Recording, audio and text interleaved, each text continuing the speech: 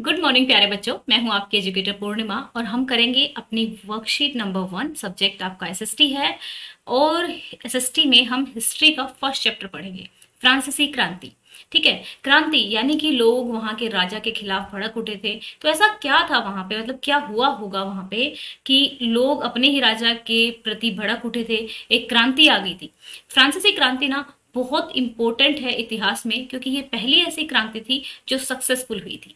ठीक है, तो चलिए चलते हैं फ्रांस में। तो सबसे पहले हम देखते हैं हुआ क्या था कि 1774 में जो लुई 16 थे वो राजगद्दी पर बैठते हैं। तो आपसे पूछा जाएगा 1774 में कौन राजा थे फ्रांस के, तो लुई 16। ये थे बेचारे छोटे, काफी 20 साल के थे।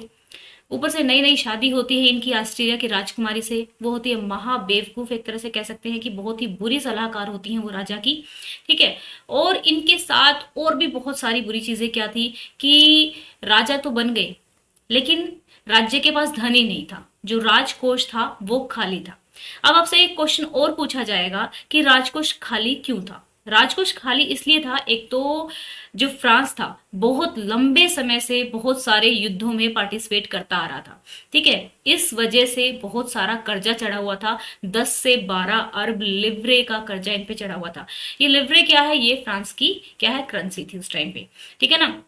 अब ये युद्ध कौन से थे, अब जो 13 कॉलोनीज थी ना, 13 उपनिवेश जो थे, जिनको मिला के आज अमेरिका बना हुआ है। तो पहले तो अमेरिका था नहीं, ये 13 जो उपनिवेश थे ये इकट्ठे हुए। ठीक है, इन्होंने कहा कि भाई हमें आजादी चाहिए, किससे, ब्रिटेन से। ठीक है, और ब्रिटेन जो था, कौन था, ब्रिटेन साझा शत्रु था फ्रांस का। तो इन 13 उपनिवेशों की मदद की थी फ्रांस ने युद्धों में। तो युद्धों में बहुत सारा पैसा लग चुका था, कर्ज काफी बढ़ चुका था। ठीक है, पहली चीज ये। ऊपर से राजा की, जो ये राजा थे, बुर्बो वंश के जो राजा थे, इनका जो लाइफ स्टाइल था, इनके जो महल थे बहुत ही ज्यादा आलीशान थे। अब इतना बड़ा राज्य है तो उसको मेंटेन करने के लिए भी पैसे चाहिए थे, तो पैसा है ही नहीं। तो उस आलीशान वहां के जो सोल्जर्स हैं, वहां पे जो नौकर चाकर काम कर रहे हैं, सबको सैलरी भी देनी होती थी। तो ये सब मेंटेन करना पड़ता था। ठीक है ना। तो ये दो मेन रीजन थे कि उनका आलीशान जीवन जीने का तरीका और लगातार युद्ध में पार्टिसिपेट करने की वजह से जो था राजकोष खाली था। अब होता क्या है, अब राजा को कुछ तो करना है ना, राज्य तो चलाना है ना, क्योंकि वो राजा है। ऐसा तो नहीं कह सकता ना कि भाई मैं तो, मेरे पास तो पैसे नहीं है। तो वो क्या करते हैं, अब बात करते हैं कि कर को बढ़ा दिया जाए। अब कर पे चलते हैं, वहां की सोसाइटी की बात करते हैं। अब अपने यहाँ पे अगर आज की बात करें हम, कर सब पे लगता है कि भाई मान ले तेरी, मतलब किसी भी बंदे की इनकम, पर्सन की इनकम अगर 5 लाख से ज्यादा होगी तो ठीक है भाई, आपको 10% टैक्स देना होगा। सबको देना होगा ना, ऐसा नहीं है ना कि गरीब नहीं देगा, अमीर देगा। ठीक है ना, मतलब जिसकी 5 लाख से ज्यादा होगी तो वो देगा। लेकिन वहां उस टाइम पर ऐसा नहीं था। वहां का जो फ्रांसीसी समाज था वो क्या है, 3 हिस्सों में बटा हुआ था, 3 वर्गों में बटा हुआ था मेन। तो ये 3 वर्ग कौन से थे, एक प्रथम स्टेट, द्वितीय स्टेट और तृतीय स्टेट। ठीक है, तो पहले स्टेट में पादरी वर्ग आता था। पादरी वर्ग कौन, जो चर्च का काम वगैरह देखते थे। ठीक है, फिर दूसरे स्टेट में कुलीन वर्ग आता था, जो राजा के रिश्तेदार वगैरह थे। ठीक है, तीसरे स्टेट में ऐसा नहीं था कि सभी लोग गरीब थे। तीसरे स्टेट में ऐसे लोग भी थे जो अभी अभी नए नए बाहर से जो ऊन का कपड़े का व्यापार करके या फिर और ज्यादा कोई भी व्यापार करके नए नए क्या हुए थे, अमीर हुए थे। जब भी पैसा आया, पैसा उन्होंने एजुकेशन पे लगाया, तो वो नए नए पढ़े लिखे, यानी कि एक नया मध्यम वर्ग उभरा था। तो बड़े व्यवसायी भी थे, अदालती कर्मचारी भी थे, वकील भी थे, ये सब तृतीय स्टेट में थे। इसी में किसान और कारीगर भी आते थे। ठीक है, कारीगर जो होते हैं, और छोटे किसान जिनके पास जमीन ही थी वो भी आते थे। 3 स्टेट हो गए। अब यहाँ पे समझने की बात क्या है, था क्या, देखो इस ग्राफ को समझेंगे आप ध्यान से। ठीक है, जो 90% जो पॉपुलेशन थी, जो जनसंख्या थी 90%, वो तो थी किसान। ठीक है, और ये 10% में आते थे, ये दोनों, पहला और दूसरा स्टेट, ये वाले दोनों। ठीक है, अब था क्या, अब जमीन की बात करते हैं। ये तो हमने ऊपर बात की किसकी, जनसंख्या की, कि जनसंख्या कुछ ऐसी थी वहां की। अब जमीन क्या थी कि 60% जमीन पे, ठीक है, मान लेते हैं ये हमारी हो गई, ये हो गए 60%। ठीक है, 60% जमीन पे हिस्सा था इनका ही।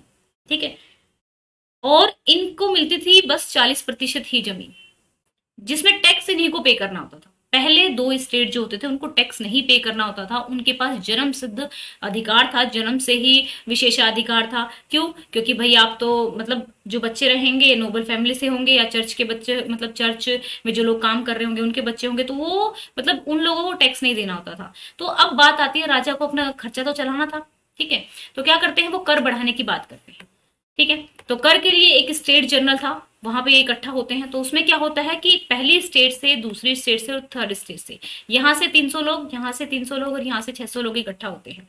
तो पहली स्टेट में, ठीक है, क्या होता है कि मतलब पूरी स्टेट की एक ही वोट होती थी, ऐसा नहीं कि 300 लोगों की 300 वोट होंगी।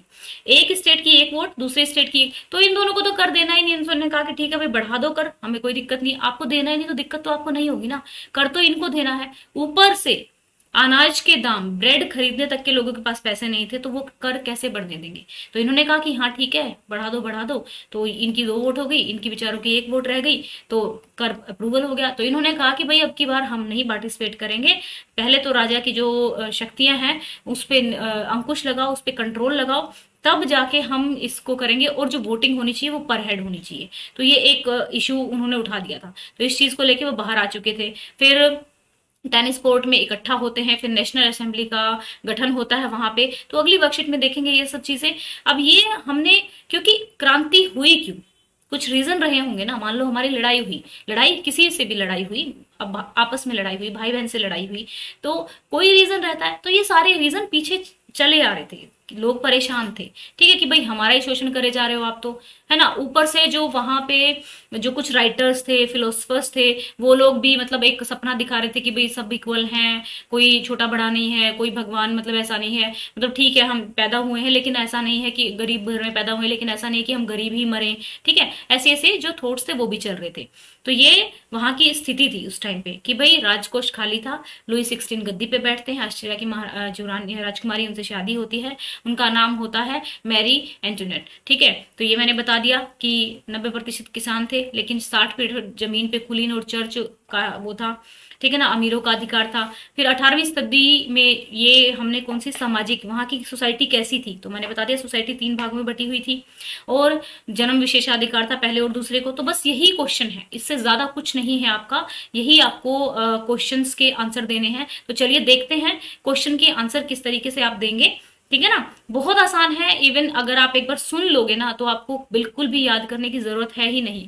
और अभी तो आपका वर्कशीट का ऐसा रहता है, रिवीजन भी होता रहता है। पुरानी वर्कशीट पढ़ी है, लेकिन पुरानी वर्कशीट्स में एक तो लाइक उतना ज्यादा एलिब्रेट मतलब सॉल्यूशन है, क्वेश्चन के आंसर्स हैं, मतलब उतना एलिब्रेट माइक्रो नोट्स में नहीं समझाया हुआ है। आपको अगर पहले करनी हो तो वहां से कर सकते हो, लेकिन अब की वाली जो नई वर्कशीट है उसमें और ज्यादा और रिफॉर्म और बहुत ही अच्छे तरीके से शॉर्ट ट्रिक्स के साथ आपको पढ़ाया जाएगा, ठीक है। तो चलिए अब अपना आंसर्स देख लेते हैं, ठीक है ना। तो ये हो गए हमारे आंसर। क्वेश्चन नंबर 1 है हमारा, 18वीं सदी के उत्तरार्ध में फ्रांसीसी समाज कितने भागों में विभाजित था। कितने भागों में विभाजित था? 3 भागों में। 18वीं सदी के उत्तरार्ध में फ्रांसीसी समाज 3 वर्गों में विभाजित था, ठीक है। तो 3 वर्ग कौन कौन से थे वो लिख दोगे। ये जो डायग्राम है, ठीक है ना, ये आपका जो डायग्राम है ये भी बना सकते हो आप पेपर में।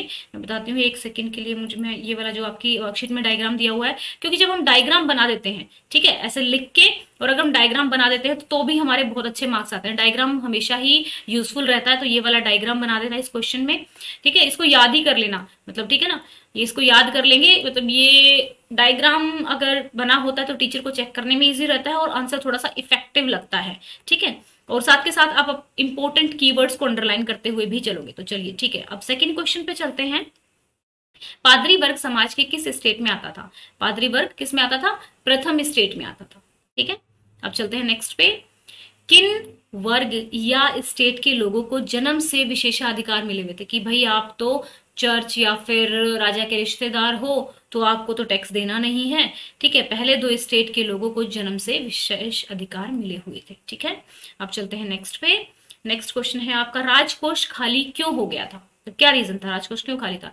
पहले ही कर्जा था, बोरबोन, यहाँ पे ना इसको ऐसे लिख लेना क्योंकि हिंदी में टाइप नहीं हो रहा था, ऐसे मत लिखना।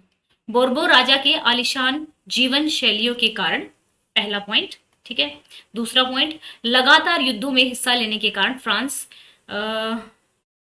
लगभग 10-12 लिबरे का कर्ज था फ्रांस पर।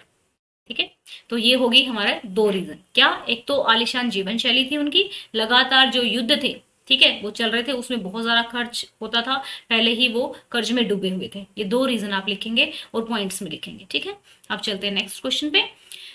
वो पूछ रहा है फ्रांसीसी क्रांति के समय जिस प्रकार की कर व्यवस्था थी, क्या आज भी वैसी स्थिति है? नहीं, आज वैसी स्थिति नहीं है। आज तो हर बंदे को टैक्स देना पड़ता है, अगर आप टैक्स ब्रैकेट में आते हो, है ना, हर बंदे को कर देना पड़ता है, कर टैक्स होता है। ठीक है,